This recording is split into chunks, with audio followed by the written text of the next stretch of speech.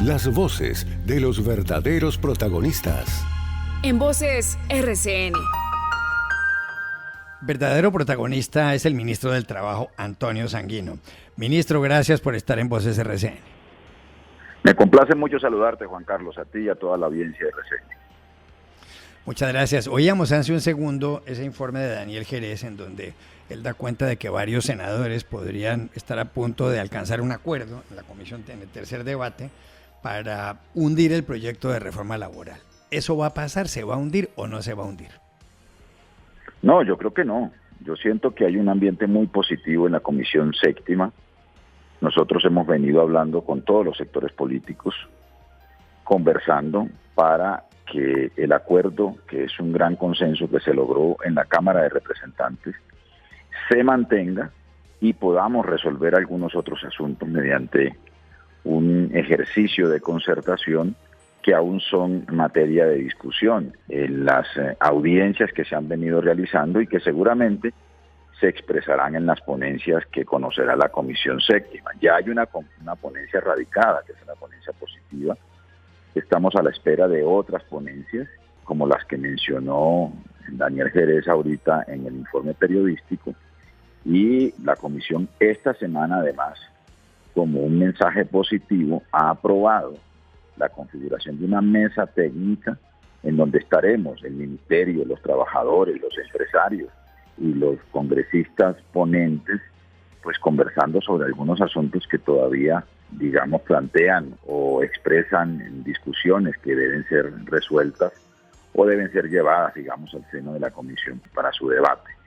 Así que estamos todavía en febrero, estamos a un semestre de tramitar exitosamente el proyecto de ley en comisión y en plenaria para que el 20 de junio los colombianos tengan una nueva ley que reforma las condiciones, las reglas de juego del mundo del trabajo en Colombia.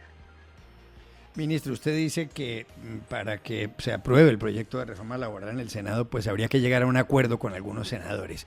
¿Cuáles son los dos puntos donde hay desacuerdo? ¿Qué es lo que tiene que conseguir usted para que eso salga adelante? Bueno, hay un asunto que ha sido materia de discusión que tiene que ver con el contrato de aprendizaje. Usted recordará, Juan Carlos, que en gobiernos anteriores, particularmente en los gobiernos de Álvaro Uribe, se redujeron condiciones laborales para los aprendices del SENA. Nosotros estamos planteando que esas condiciones vuelvan de nuevo en el contrato de aprendizaje de los jóvenes.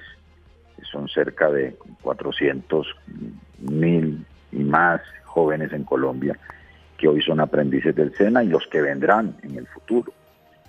Y el otro asunto que también ha sido materia de discusión tiene que ver con lo que se conoce como el contrato sindical, que es una figura que han venido usando algunos sindicatos, algunas organizaciones sindicales para contratar recursos, muchos de esos recursos públicos, y que a juicio de los trabajadores y de las centrales sindicales, pues desvirtúa y desnaturaliza el rol y el papel de los sindicatos y del movimiento sindical en una sociedad democrática, que es representar genuinamente y legítimamente los intereses de los trabajadores. Ese es otro asunto que está en discusión y seguramente hay algunos reparos en relación con derechos y condiciones laborales que también habían desaparecido de nuestra legislación en el pasado y que corresponden a derechos de los trabajadores, como por ejemplo que la jornada laboral arranque a las 6 de la mañana, termine a las 7 de la noche, que hayan remuneraciones o recargos por festivos, por horas extras, por dominicales, actividades que se realicen por fuera de esa jornada laboral habitual, digamos, y formal que trae la reforma. Esos asuntos, por lo menos esos tres, pues vamos a seguirlos discutiendo y yo creo, confío, estoy casi seguro de que vamos a lograr una mayoría en la Comisión Séptima para que luego en la plenaria el Congreso y el Gobierno de Colombia, este Gobierno de cambio, le entreguen unas nuevas condiciones para un trabajo digno y decente a los colombianos y colombianas. Alejandro Villegas. Oiga, ministro, pero ¿hasta dónde está dispuesto a hacer el gobierno? Porque Recuerde que esta reforma, una vez se anunció muy al comienzo del gobierno, generó mucha resistencia. La entonces procuradora Margarita Cabello dijo que esto parecía más un pliego de sindicatos que un revolcón en la legislación laboral, y en eso han venido coincidiendo los empresarios. ¿Cuáles serían las líneas rojas y en dónde estarían ustedes dispuestos a ceder en medio de estas críticas? Nosotros vamos abiertos a una concertación. Yo le quiero contar a Alejandro que lo que viene de Cámara ya incorpora muchas de las propuestas de los empresarios. Es decir, ya ha avanzado un proceso de concertación. Y nosotros no queremos, digamos, enrarecer el debate, el diálogo y la concertación, planteando líneas rojas que deben ser, digamos, asuntos que pondremos sobre la mesa en el momento en que nos sentemos en la comisión técnica y en el momento en que concurramos al debate en la en la comisión séptima del Senado. ¿Y ese ambiente se puede enrarecer ahora con la presencia de Benedetti como ministro del Interior, o usted cree que eso puede ayudar a destrabar? Pues Benedetti es una persona que conoce el Congreso, estuvo allá muchos años y tiene una relación personal con buena parte de los senadores. Yo también estuve y yo tengo una muy buena relación incluso con los opositores al gobierno. Eso ayuda también a generar un ambiente mucho más cordial, mucho más fraterno, mucho más respetuoso, sin que quienes concurrimos a esta discusión tengamos que desistir de nuestras opiniones y de nuestros planteamientos. Así que, digamos, esperemos que haya un ambiente, que se mantenga un ambiente de controversia pública y de debate público de calidad y de respeto. Ministro, a propósito de reformas, ¿el gobierno ya tiene un plan B en caso de que la Corte Constitucional tumbe total o parcialmente la reforma pensional? No, señor, es que el plan A, el plan B, el plan Z es esa ley pensional que ya Colombia tiene. Rodrigo Purini, por ejemplo, en su columna del domingo en El Espectador, explicó muy bien que no hay ningún vicio de trámite, que no hubo ningún vicio de trámite de esta reforma. Hay una ponencia, que no es una sentencia, del magistrado Ibáñez. Vendrán otras ponencias seguramente, unas 2 o 3 más. Y en todo caso, el presidente de la República ha solicitado una audiencia pública para nosotros concurrir ante el Alto Tribunal Constitucional a expresar nuestras opiniones y nuestros argumentos. Yo que estuve en el Congreso, que conozco la ley, estoy seguro que no hubo vicios de trámite en la votación que ocurrió en el Senado de la República cuando se aprobó finalmente la reforma. Y además de eso, ya hay unas realidades que están andando. Hoy ya 50.000 colombianos se pasaron de los fondos privados a Colpensiones y hay 100.000 solicitudes en curso a la espera de que se valide o se autorice ese tránsito. Además de eso, los fondos privados ya han hecho inversiones importantes, vienen adaptándose a las nuevas condiciones de la reforma. Lo mismo está haciendo Colpensiones y adicionalmente nosotros ya hemos expedido 4 decretos reglamentarios, 2 que ya están operando y 2 que están para observaciones de los ciudadanos, que se cerrarán esas observaciones el próximo 2 de marzo. Y esos 2 nuevos reglamentos o esos 2 nuevos decretos reglamentarios establecen las condiciones en que funcionará todo el sistema pensional y el papel del Banco de la República en el pilar contributivo. Hay 3 millones de adultos mayores que esperan, a cambio de el programa Colombia Mayor o el bono de 80.000 pesos que reciben de Colombia Mayor, que es un bono, digamos, marginal, absolutamente precario, que están esperando una pensión solidaria de 230.000 pesos a partir del 1 de julio.